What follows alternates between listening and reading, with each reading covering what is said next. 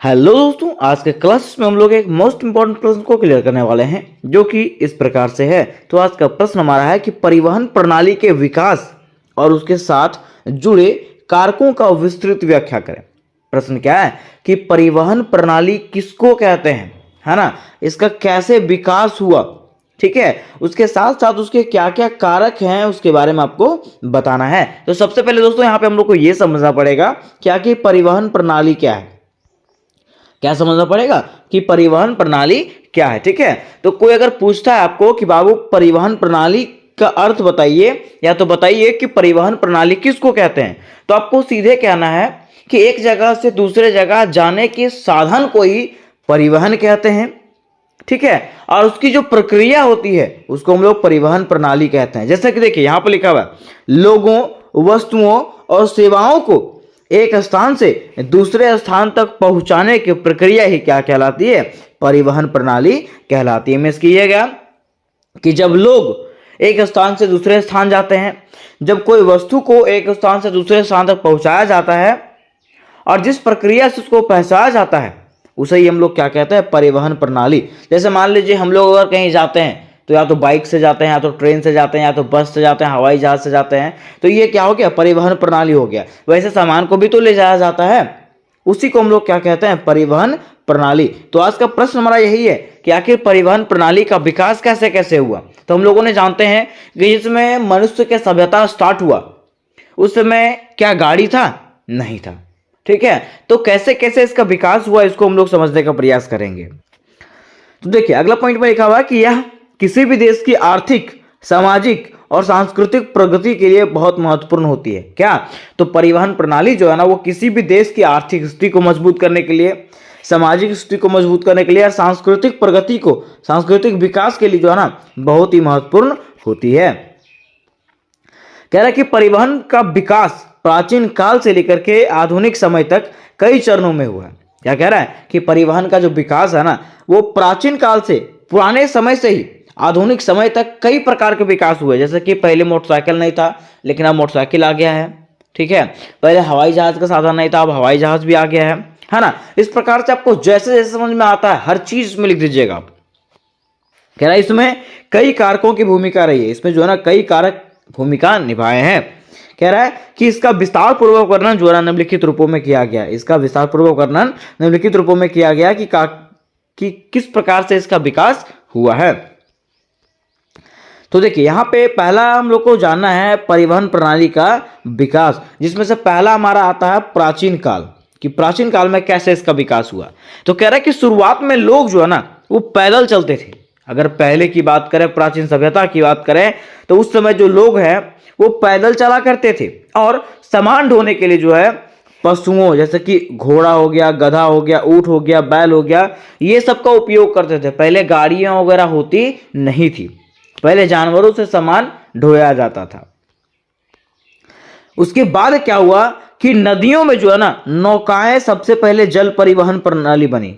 नौकाएं मतलब समझते हैं, नाव, ठीक है। नदियों में जो है नाव का प्रचलन हुआ और ये जो है ना सबसे पहले जल परिवहन का प्रणाली बना था। फिर हमारा आता है मध्यकाल। क्या आता है, मध्यकाल। कह रहा है कि मध्ययुगीन काल, जिसको हम लोग मध्यकाल कहते हैं, तो मध्ययुगीन काल में लकड़ी और लोहे की गाड़ियों का विकास हुआ।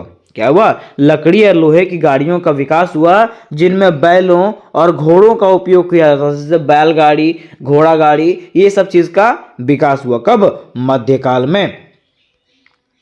कह रहे कि उसके बाद जो है ना समुद्री व्यापार बढ़ने लगा। क्या हुआ, उसके बाद समुद्री व्यापार बढ़ने लगा, जिससे क्या हुआ, बड़े जहाजों का निर्माण हुआ, जिससे बड़े बड़े जहाजों का निर्माण होने लगा। फिर तीसरा हमारा आता है औद्योगिक क्रांति के बाद।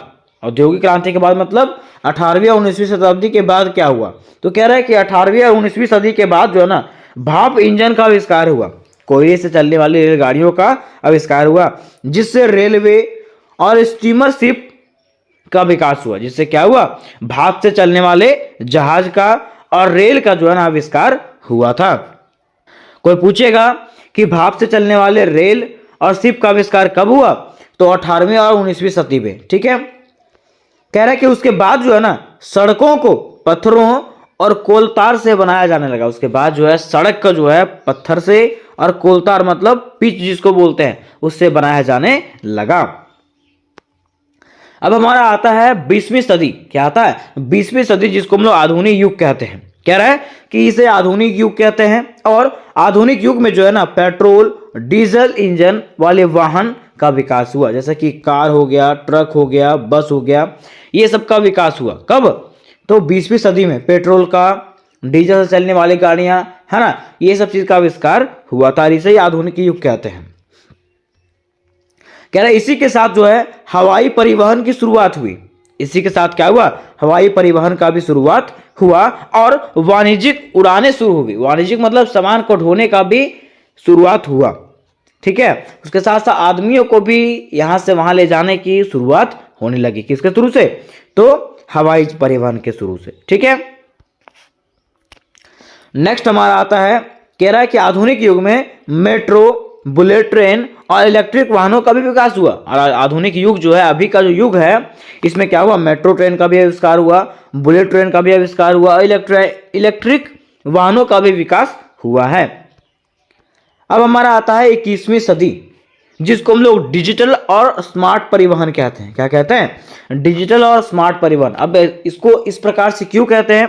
तो कह रहा है कि इस युग में जो है ना हाई स्पीड ट्रेन, इस युग में जो है हाई स्पीड ट्रेन का आविष्कार हुआ, इलेक्ट्रिक वाहनों का आविष्कार हुआ, स्वचालित मतलब अपने से चलने वाले कारों का आविष्कार हुआ, ड्रोन डिलीवरी का आविष्कार हुआ और इस प्रकार के तकनीकों का जो है ना क्या हुआ? विकास हुआ। कब? 21वीं सदी में, जिसको हम लोग डिजिटल और स्मार्ट परिवहन कहते हैं। कह रहा कितना था? परिवहन को स्मार्ट बनाने के लिए जीपीएस, एआई और इंटरनेट का उपयोग बढ़ा। इसमें क्या हुआ? तो परिवहन को स्मार्ट बनाने के लिए, परिवहन को बेहतर बनाने के लिए जीपीएस का, एआई का और इंटरनेट का उपयोग बढ़ने लगा। तो यहां तक हम लोगों ने देख लिया कि आखिर परिवहन का विकास कैसे कैसे हुआ। अब हमारा प्रश्न था कि परिवहन प्रणाली के विकास में प्रभाव डालने वाले कारक, या तो इसके क्या क्या कारक है। तो देखिए, पहला हम लोग जानेंगे इसके भौगोलिक कारक को। क्या जानेंगे? भौगोलिक कारक। कह रहा है कि भौगोलिक कारक में जो प्राकृतिक चीजें होती है ये सड़क परिवहन को बाधित करती है। कैसे? तो पहाड़ हो गया, नदियां हो गया, जंगल हो गए, आदि हो गया, ये सब जो है ना परिवहन को प्रभावित करता है। कहीं मान लीजिए रोड बन रहा है, ठीक है, तो रोड बन रहा है, बीच में पहाड़ आ गया तो उसको काटने में, छाटने में बहुत समय लग जाता है। नदी आ गया तो उसके ऊपर पुल बनाना पड़ेगा, जंगल आ गया तो जंगल को काटना पड़ेगा। तो प्राकृतिक बाधाएं ये सब है। दूसरा कह रहा है कि समतल क्षेत्र जो है ना उसमें सड़क बनाने में बहुत ही आसान होता है। वही कह रहा है कि यहाँ सड़कें और रेलवे आसानी से बनाई जा सकती है, इसलिए इन क्षेत्रों में रेलवे परिवहन बेहतर होता है। किन क्षेत्रों में? तो समतल क्षेत्र में, है ना। फिर कह रहा है कि अधिक वर्षा या बर्फबारी वाले क्षेत्रों में परिवहन कठिन होता है। जहां पे अधिक वर्षा होता है और जहां पे अधिक बर्फबारी होता है ना, वहां पे परिवहन जो है ना वो कठिन होता है। ठीक है, तो ये इसका पहला कारक हो गया। दूसरा कारक है आर्थिक कारक। क्या है? आर्थिक कारक। कह रहा है किसी भी देश की आर्थिक स्थिति परिवहन के विकास को प्रभावित करती है। क्या कह रहा है?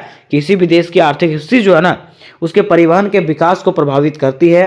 कह रहा है कि विकसित देश बेहतर सड़कें, रेलवे और हवाई अड्डे बना सकती है। विकसित देश जो है ना वो क्या क्या बना सकती है? तो बेहतर सड़क बना सकती है, रेलवे का आविष्कार कर सकती है और हवाई अड्डे भी बना सकती है। जबकि जो विकासशील देश है उसको परिवहन नेटवर्क में जो है ना काफी प्रॉब्लम होती है।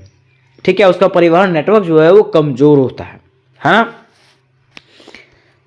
तीसरा हमारा है तकनीकी कारक। क्या है? तकनीकी कारक। कह रहा है कि नई वैज्ञानिक आविष्कार जैसा कि इलेक्ट्रिक वाहन, हाई स्पीड ट्रेन, ऑटोमेट परिवहन सिस्टम ने परिवहन को आधुनिक और तेज बना दिया। कह रहा है ना कि नए नए वैज्ञानिक के खोजों ने या आविष्कारों ने, जैसा कि इलेक्ट्रिक वाहन हो गया, स्वचालित कारें हो गई, हाई स्पीड ट्रेन हो गया, ये सब क्या किया है? तो हमारे परिवहन को जो है ना वो तेज बना दिया और आधुनिक बना दिया है। कह रहा है कि बेहतर इंजन, हल्की धातुएं और स्मार्ट टेक्नोलॉजी से परिवहन जो है ना वो क्या हुआ? अधिक कुशल हुआ है, मीन्स बेहतर हुआ है। ठीक है, आगे हमारा चौथा जो कारक है वो है राजनीतिक और प्रशासनिक कारण। क्या है? राजनीतिक और प्रशासनिक कारण। कह रहा है कि सरकार की नीतियां और योजनाएं परिवहन प्रणाली के विकास में अहम भूमिका निभाती है। क्या कह रहा है कि सरकार के जो नियम है और जो योजनाएं हैं वो क्या करती है, परिवहन प्रणाली के विकास में अहम भूमिका निभाती है। कह रहा है कि सड़क, रेलवे और हवाई अड्डों के निर्माण के लिए जो है ना सरकार द्वारा बेहतर योजनाएं बनाई जाती है। ठीक है, सड़क को बनाने के लिए, रेलवे को बनाने के लिए और हवाई अड्डों के निर्माण के लिए जो है ना सरकार क्या करती है, बेहतर से बेहतर योजना बनाती है और उसको लागू करने का प्रयास करती है। अब लास्ट में बारी आती है इसके निष्कर्ष का। किसका? इसके निष्कर्ष का। तो निष्कर्ष आपको वही लिखना है जो आपको ऊपर में समझ में आता है। ठीक है, अब देखिए ये वीडियो आपको समझ में आया होगा, और समझ में आया होगा तो जैसे जैसे आपको जैसे समझ में आया उस तरह से बेहतर करके, बड़ा से बड़ा करके आप उसको लिख सकते हो। ठीक है, देखिए निष्कर्ष में लिखेंगे कि परिवहन प्रणाली का विकास मानव सभ्यता के विकास के साथ ही हुआ। कह रहा है कि परिवहन प्रणाली जो है ना इसका विकास कैसे हुआ, तो मानव सभ्यता, मनुष्यों के सभ्यता के साथ ही इसका विकास हुआ। अर्थात कह सकते हैं कि परिवहन प्रणाली का विकास प्राचीन समय से लेकर के आधुनिक काल तक मानव सभ्यता के साथ निरंतर हुआ। जैसे जैसे मनुष्य बदले हैं उस तरह से परिवहन प्रणाली में भी क्या हुआ, परिवर्तन हुआ है। जैसे मनुष्यों का सभ्यता चेंज होते गया है वैसे वैसे परिवहन का प्रणाली भी चेंज होते गया है। तो उम्मीद करते हैं मेरे दोस्त कि ये प्रश्न आपको समझ में आया होगा, और प्रश्न अगर आपको समझ में आया होगा तो वीडियो को लाइक करें, अपने दोस्तों के साथ शेयर करें और चैनल को भी सब्सक्राइब करके अवश्य रख लें। तो मिलता है नेक्स्ट वीडियो में, तब तक के लिए जय हिंद, जय भारत।